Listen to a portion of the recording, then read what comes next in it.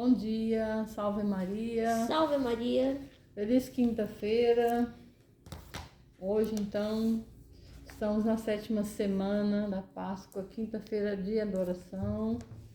Primeira leitura, Atos dos Apóstolos, capítulo 22, versículo 30 e 23, capítulo 23, 6 a 11. Deus vai dizer para Paulo no finalzinho do capítulo: tenha confiança. Salmos: guardai-me, ó Deus, porque em vós me refugio. Evangelho de São João 17, de 20 a 26. Bora rezar para começar? Pelo sinal da Santa Cruz, livrai-nos Deus, nosso Senhor, dos nossos inimigos. Em nome do Pai, do Filho e do Espírito Santo. Amém. Vinde, Espírito Santo, enchei os corações dos vossos fiéis com a luz do Espírito Santo. Fazei que apreciemos retamente todas as coisas, segundo o mesmo Espírito, e gozemos sempre da sua consolação. Por Cristo Senhor nosso. Amém. A gente combina sempre rezar aquela oração, né? Vinde Espírito Santo, vinde por mim, poderosa, né? Mas eu quis rezar esse outro. Bora pro Evangelho? João, capítulo 17, versículo 20 a 26. É isso. Proclamação do Evangelho de Jesus Cristo segundo João. Glória a vós, Senhor. Naquele tempo, Jesus ergueu os olhos ao céu e rezou, dizendo: Pai Santo, eu não te rogo somente por eles, mas também por aqueles que vão crer em mim pela sua palavra, para que todos sejam um como tu, Pai, estás em mim e eu em ti, e para aqueles que estejam em nós, a fim de que o mundo creia que tu me enviastes. Eu dei-lhes a glória que tu me destes, para que eles sejam um como nós somos um. Eu neles e tu em mim, para que assim eles cheguem à unidade perfeita e o mundo reconheça que tu me enviastes e amastes como me amastes a mim. Pai, aqueles que me destes, quero que estejam comigo onde eu estiver, para que eles contemplem a minha glória, glória que tu me destes porque me amastes antes da fundação do universo. Pai justo, o mundo não te conheceu, mas eu te conheci, e estes também conheceram que tu me enviaste. Eu lhes fiz conhecer o teu nome, e tornarei conhecido ainda mais, para que o amor com que me amastes esteja neles, e eu mesmo esteja neles. Palavra da salvação. Glória a vós, Senhor. Aí Jesus vai dizer aqui em cima, na Bíblia Ave Maria, está escrito aqui, ó. Não sei se vai ver aqui, ó. Mas não, tem que tirar aqui, ó. Puxa um pouquinho. Nossa. Aqui, ó. Tá vendo? Jesus vai dizer assim, ó. Implora pela união de todos os que creem. E aí,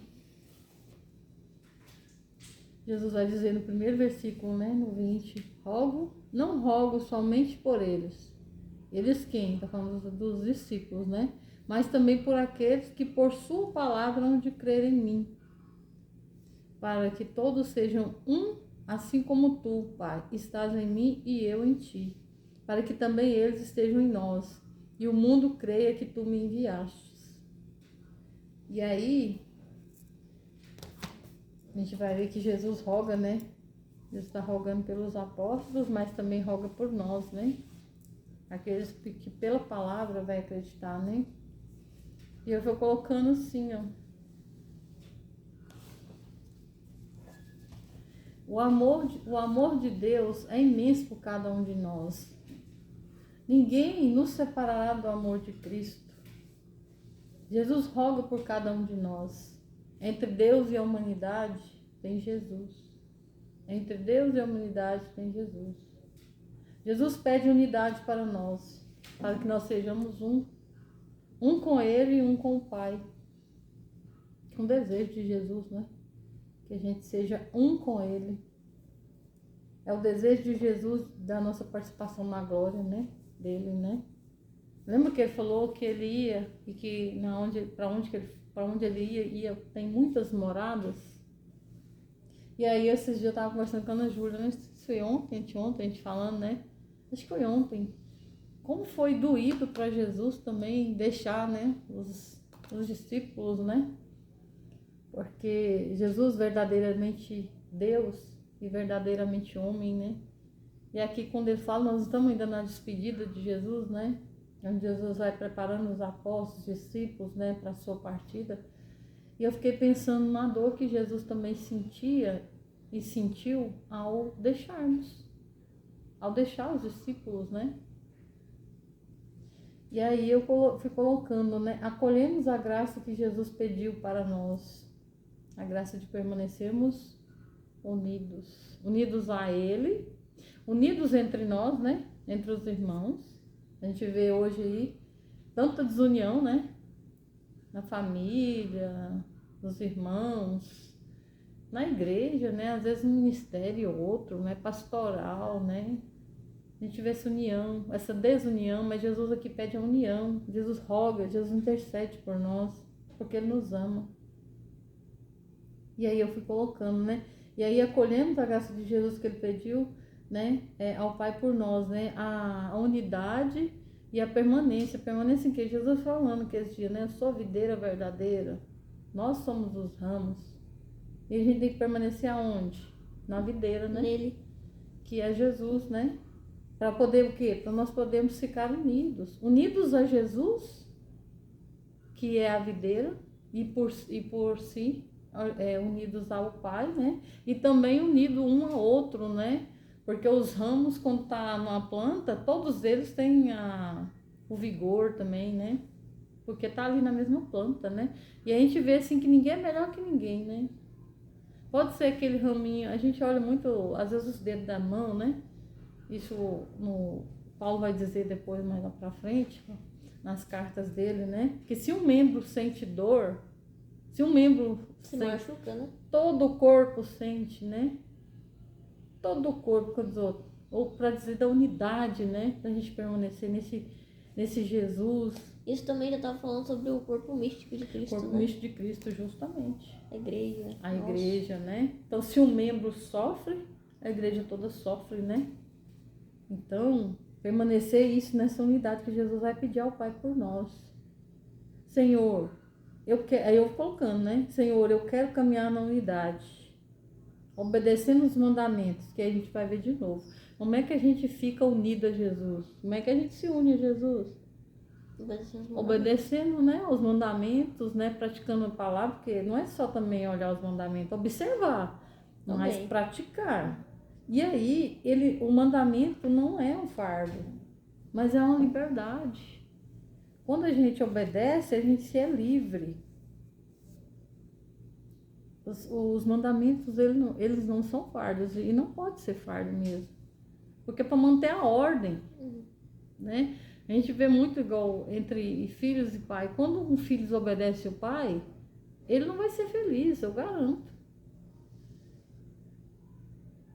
Né? Porque a felicidade está justamente em obedecer. A obediência faz a gente livre. Né? E aí a Ana Júlia foi dando um exemplo, né, da Madre Jane lá, do jardim. Eu coloquei, Jesus mora no jardim do nosso coração. Você foi falando da Madre. Né? Na experiência que ela teve, né? De Jesus mostrar para ela que dentro dela é um jardim. Que ele habitava ali, né? Que ele habitava lá e ele pedia para ela entrar nesse jardim. E não só nela, em cada ser humano. Isso, em cada um de nós. Habita em cada um de nós. Nosso coração é um jardim. Significa o quê? Que ele quis mostrar com isso? É que mesmo no pecado, ele não sai dali. Não. Ele fica ali. Porque é aquela história, né? Ai, Jesus, e o padre falava isso na missa também, que Deus, parece que Deus está distante, mas não é. Deus, ele não nos abandona, ele não está distante. É a gente que o que sai. acontece é que nós distanciamos. E é que nem o Frei Gilson também falava uma certa vez, ele falava assim, o pecado, né? Quando a gente peca, a gente é que nem Adão e Eva. A gente se esconde, né? Aí parece que é Deus que tá com raiva. Sabe quando a criança faz bagunça, que a mãe fala que não é pra fazer? A criança não tem medo da mãe, até então. Mas quando ela faz arte, ela fica com medo. Isso. É a mesma coisa. Mas não é porque a mãe ficou com raiva, porque Deus ficou com raiva. É porque eu fiz errado. É um sentimento. E é um sentimento. Eu que tô com raiva. É isso. E aí a gente pensa que Deus se afastou de nós. Mas não é verdade, né? Deus está sempre conosco. Jesus mesmo vai dizer que Jesus rogou por cada um de nós. Porque que nem o Frei estava falando, Jesus intercedeu por mim. Né? Jesus pediu por mim ao Pai. Pediu por ela, pediu por você ao Pai. E a missão nossa é tornar Deus conhecido. Fazer com que as pessoas amem Jesus. E precisamos ensinar, eu fui colocando aqui, precisamos ensinar as crianças sobre Jesus, amar a Jesus. Sabe, ensinar a rezar o Santo Anjo. Santo Terço. Mesmo que a criança reze errado, mesmo que ela fale errado, não tem problema, para Jesus é maravilhoso. Porque a oração de uma criança é a oração mais pura que tem. Não tem Vai outra direto, oração mais né? pura que Vai essa. direto, né? E aí fui colocando, a gente deve estar conectado o tempo todo. Com o pensamento, sempre elevado ao Senhor. Para assim o nosso coração ficar cheio. E aí ele permanece em Deus. É que nem a irmã Maria Raquel também havia falado, né? E como que a gente se conecta com Deus? Isso. Através de quê? Através das imagens. Através do crucifixo. Do sagrado, do né? sagrado. Então, o tempo todo, por exemplo, igual ela falava no mosteiro, lá onde eles vivem, cada cantinho tem, né?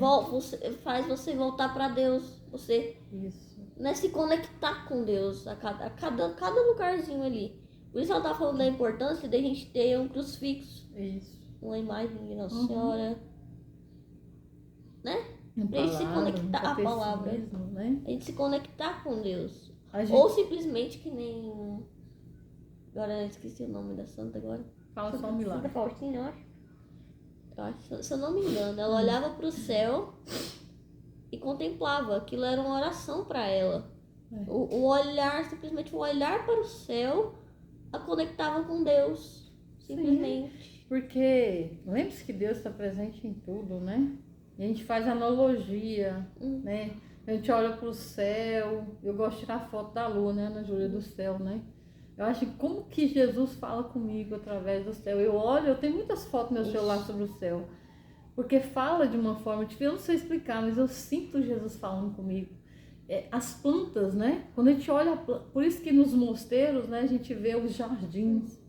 Por que tem? Para levar aquelas pessoas que moram ali, aqueles irmãos, aquelas freiras, né?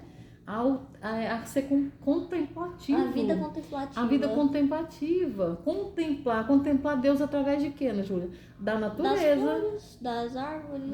Das pessoas. Uma criança, pega uma criança. Essa criança te leva a Deus. O sorriso inocente, as palavras, né? Que nós temos a Manu com quase 3 anos.